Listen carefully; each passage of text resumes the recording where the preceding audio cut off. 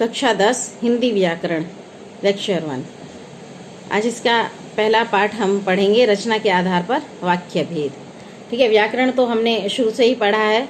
जब से हमने हिंदी भाषा को पढ़ा तब से हमने व्याकरण को भी पढ़ा, और व्याकरण के विषय में हम जानते भी हैं कि व्याकरण किसे कहते हैं, व्याकरण क्या है, वर्ण क्या है, शब्द क्या हैं, ठीक है, अर्थ क्या है और वाक्य कैसे बनते हैं। तो वाक्य का स्वरूप क्या होता है। पहले जब हमने वर्णों को पढ़ा तो हमने जाना कि वर्ण क्या भाषा की वे इकाई है जो जिसके खंड या टुकड़े नहीं किए जा सकते, जो सबसे छोटी इकाई जिसके खंड टुकड़े हम नहीं कर सकते। उन वर्णों से शब्दों का निर्माण होता है। तो शब्द क्या होते हैं, सार्थक वर्णों के द्वारा बने हुए होने चाहिए। तो और वाक्य हम शब्दों के आधार पर बनाते हैं। तो शब्द वाक्य क्या है, वो एक ऐसा सार्थक शब्द समूह है जो व्यवस्थित हो और पूरा आशय प्रकट कर सके, उसे हम वाक्य कहते हैं। ऐसा सार्थक शब्द समूह जो व्यवस्थित हो, पूरा आशय मंतव्य स्पष्ट कर सके, उसे हम वाक्य कहते हैं। तो हमारे मन में कभी भी हम अपने मन की बात यदि हम किसी दूसरे तक पहुंचाना चाहते हैं, किसी से बातचीत करते हैं, तो हम वाक्यों का सहारा लेकर के ही बोलते हैं। यद्यपि वाक्य विभिन्न शब्दों यानी पदों के योग से बनते हैं, पर हर शब्द का अपना अलग अलग अर्थ भी होता है। पर वाक्य में आए सभी शब्द, सभी घटक परस्पर मिल करके एक पूरा विचार या संदेश को प्रकट करते हैं। वाक्य छोटा हो या बड़ा, लेकिन उसके भाव को पूर्णतः व्यक्त करने की क्षमता होती है। जैसे अगर हम ये कहेंगे कि मैं घर जाऊंगा, एक छोटा वाक्य है, लेकिन ये अपने आप में अपने अर्थ को पूरी तरह से स्पष्ट कर रहा है। मैं खाऊंगा, ये और भी छोटा वाक्य है, लेकिन यह भी अपने आप में अर्थ को स्पष्ट कर रहा है कि कहने वाला ये कह रहा है कि मैं खाऊंगा यानी मुझे खाना है। तो इस तरह से हम जो वाक्य हैं उन्हें समझते हैं कि वाक्य सार्थक शब्द समूह जो व्यवस्थित हो। तो यहाँ पर कहा कि एक तो सार्थक शब्दों का समूह, ठीक है। तो वाक्य क्या है, सार्थक शब्दों का समूह है। जितने भी वाक्यों में शब्द आते हैं वे सारे के सारे सार्थक होने चाहिए, अर्थवान होने चाहिए, उनका कोई ना कोई अर्थ स्पष्ट होना चाहिए। निरर्थक शब्दों का प्रयोग वाक्य में नहीं हो सकता। फिर दूसरी बात है व्यवस्थित हो, यानी व्यवस्थित क्रम में हो। जैसे अगर हमने कहा कि मैं खाना खा रहा हूँ, तो ये व्यवस्थित क्रम में, लेकिन मैं खा रहा हूँ खाना, तो ये व्यवस्थित क्रम में नहीं। हालांकि अपने अर्थ को स्पष्ट तो कर रहा है। वक्ता के बोलने का आशय जो सुनने वाला है वो कुछ तो समझ रहा है, लेकिन फिर भी व्याकरण की दृष्टि से यह वाक्य अशुद्ध माना जाएगा, क्योंकि व्यवस्थित क्रम में नहीं है। और तीसरा है कि वो अपने पूरा आशय या मंतव्य को स्पष्ट करता हो, यानी वक्ता क्या बोल रहा है यह श्रोता सुन सके और समझ सके, तभी वह वाक्य सार्थक होंगे। ठीक है, वाक्य में निम्नलिखित बातों पर ध्यान देना होता है। जैसे वाक्य की रचना पदों यानी शब्दों के योग से होती है। बिना शब्दों से हम वाक्य का प्रयोग नहीं कर सकते। वाक्य अपने आप में पूर्ण भी होते हैं और स्वतंत्र भी होते हैं, वे किसी पे आश्रित नहीं होते। तीसरा, वाक्य किसी न किसी भाव या विचार को पूर्णतः स्पष्ट करने में सक्षम होते हैं, यानी वो अपने भाव को, अपने विचार को, अपने वक्तव्य को पूरी तरह से स्पष्ट कर सकते हैं। ठीक है, अब एक उदाहरण के लिए अगर ये कहा जाए कि किसी ने अगर हमसे ये कहा सफ़ेद जूता, ठीक है, तो सफ़ेद जूता ये आधा अधूरा वाक्य किसी ने हमें कहा, तो इससे उसका मंतव्य स्पष्ट नहीं हो रहा। आखिर वो कहना क्या चाह रहा है ये स्पष्ट नहीं हो रहा है, जबकि सार्थक शब्दों से बना हुआ है। दोनों जो भी शब्द हैं, सफ़ेद भी सार्थक है और जूता भी सार्थक है, दोनों अपने में अर्थ को स्पष्ट कर रहे हैं। लेकिन वक्ता कहना क्या चाह रहा है सफ़ेद जूते के बारे में, ये बात स्पष्ट नहीं हो रही है कि उसे सफ़ेद जूता चाहिए, या वह सफ़ेद जूता देना चाहता है, या वह सफ़ेद जूता खरीदना चाहता है, या उसने सफ़ेद जूते को देखा है, या उसका सफ़ेद जूता फट गया या टूट गया। आखिर वो कहना क्या चाह रहा है, यह बात इन शब्द से स्पष्ट नहीं हो रही है। तो इसका मतलब यह वाक्य नहीं है। लेकिन यदि इसी के आधार पर हम ये कहें कि मुझे सफ़ेद जूते खरीदने हैं, या मुझे सफ़ेद जूते चाहिए, या यह मेरा सफ़ेद जूता है, तो कहने वाले का अर्थ, उसका वाक्य जो है पूरी तरह से स्पष्ट हो रहा है, और सुनने वाला इस बात को पूरी तरह से समझ रहा है कि वक्ता आखिर कह क्या रहा है, आखिर उसे क्या चाहिए। ठीक है, ऐसी कुछ निम्नलिखित वाक्य हैं। जैसे इसमें हमको ध्यान देना है कि मुझे कल दिल्ली जाना है।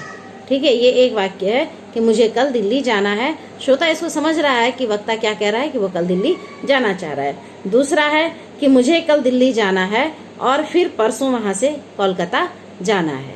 ठीक है, एक तो कह रहा है कि मुझे कल दिल्ली जाना है, फिर और उसमें लगा करके समुच्चय बोधक शब्द कहते हैं, और इसको लगा करके फिर वो कह रहा है कि मुझे कलकत्ता भी जाना है। और तीसरा वाक्य यह है कि मुझे सूचना मिली है कि, अब सूचना मिली है तो क्या, क्योंकि ये अधूरा वाक्य है, स्पष्ट नहीं हो रहा है कि कल मुझे दिल्ली जाना है और फिर वहाँ से कलकत्ता जाना है, तब यह वाक्य पूरा स्पष्ट हो रहा है। तो उपयुक्त वाक्य में एक वाक्य है, वाक्य दो और दो वाक्यों से, एक दो वाक्यों से मिलकर बना है और एक तीन वाक्यों से मिलकर बना है। एक तो एक ही वाक्य है और एक दो वाक्यों से मिलकर बना है और एक तीन वाक्यों से मिलकर के बना है। ये एक ही वाक्य के नमूने हैं पर सबके प्रकार अलग अलग हैं। ठीक है, तो ये सारे के सारे प्रकार जो अलग अलग हैं, उन्हीं प्रकार को, उसी भेद को हम इस पाठ में पढ़ेंगे कि रचना के आधार पर वाक्य के कितने भेद होते हैं। ठीक है, रचना के आधार पर हमारे पास तीन भेद हैं।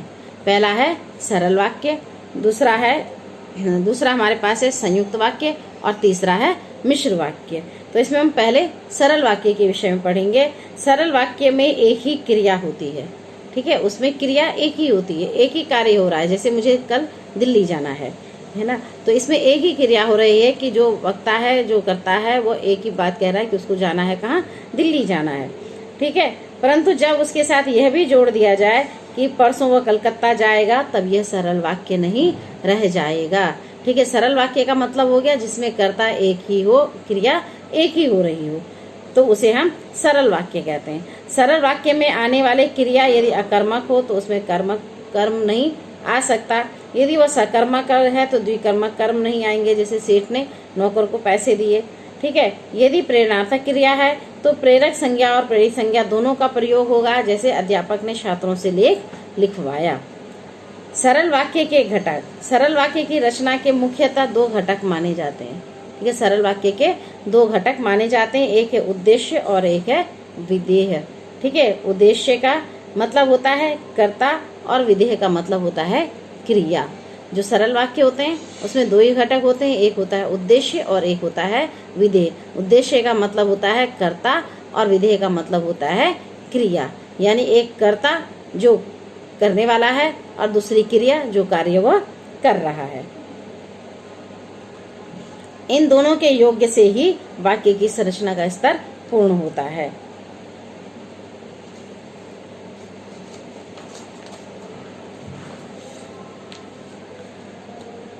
इसमें कुछ घटक का जैसे हम अगर विस्तार करेंगे तो मेरी बहन किताब पढ़ रही है, कर्ता और क्रिया है। मेरी बहन 2 दिन से किताब पढ़ रही है, तो बहन उद्देश्य है, किताब पढ़ना विधेय है। दशरथ पुत्र ने रावण को मार गिराया, तो दशरथ पुत्र क्या है, उद्देश्य है, क्योंकि वह करता है, उसने मारा और रावण को मार गिराया, तो उसने क्रिया क्या की है, मारने की है, तो यह विधेय है। ठीक है, इसी तरह के और भी आपके पास हैं, वो आप इसको देख लेंगे।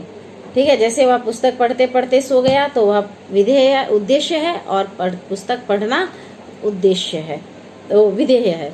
तो इस तरह से कर्ता और क्रिया, इन दो के आधार पर ही सरल वाक्य की संरचना होती है।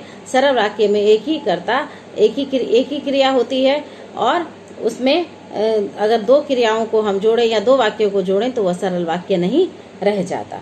ठीक है, दूसरा वाक्य है हमारे पास संयुक्त वाक्य। संयुक्त वाक्य में आने वाले उपवाक्य स्वतंत्र उपवाक्य होते हैं। संयुक्त वाक्य में जो भी उपवाक्य आते हैं, संयुक्त वाक्य दो वाक्यों को जोड़ करके बनता है। ठीक है, इन दोनों वाक्यों में जो भी वाक्य आते हैं, दोनों ही अपने आप में स्वतंत्र होते हैं, अलग अलग अर्थ वाले होते हैं।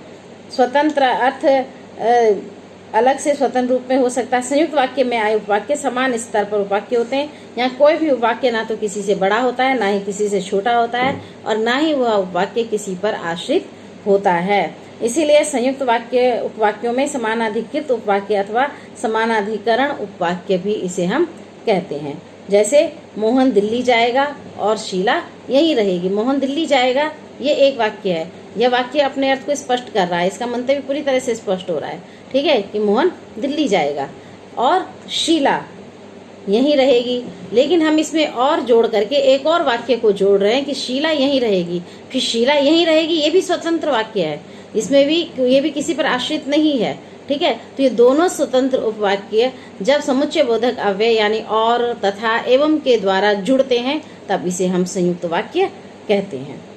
ठीक है, और भी इस तरह के उदाहरण आपके पास हैं। जैसे माताजी बाजार गई क्योंकि माताजी बाजार गई, ये अपने आप में एक स्वतंत्र वाक्य है। और बच्चों के लिए खिलौने लाई, बच्चों के लिए खिलौने लाई, ये भी अलग एक वाक्य है, लेकिन इसमें और समुच्चय बोधक अव्यय को जोड़ करके हमने इसे संयुक्त वाक्य बनाया है।